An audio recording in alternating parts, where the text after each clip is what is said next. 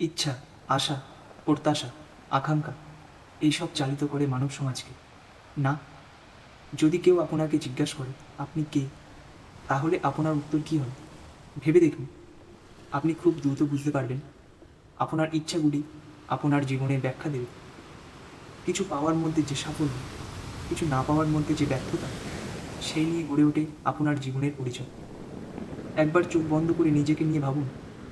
অধিকাংশ মানুষ এইভাবেই বাঁচে, ভেতর থেকে প্রতিনিয়ত মরতে থাকে। ইচ্ছাগুলো তাদের দৌড় করাতে থাকে, যেভাবে শ্রীকৃষ্ণ অর্জুনকে অমৃত্যুর দিকে ধাবিত করেছে।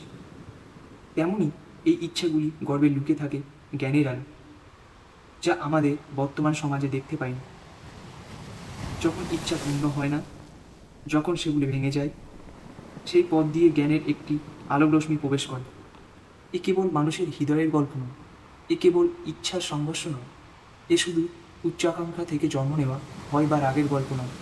বাসুদেব আপনাদের সবাইকে আহ্বান জানাচ্ছে এই যাত্রায় সামিল হতে, যে যাত্রা শেখাবে মানুষের মর্ম, মানুষ ও তার ধর্ম, কাদা থেকে উঠে পদ্ম হয়ে ফোটার কর্ম।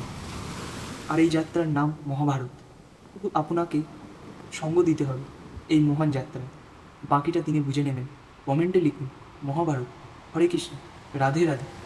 আর আমাদের মহান পরিবারে যুক্ত হতে লাইক, শেয়ার, সাবস্ক্রাইব করতে ভুলবেন না।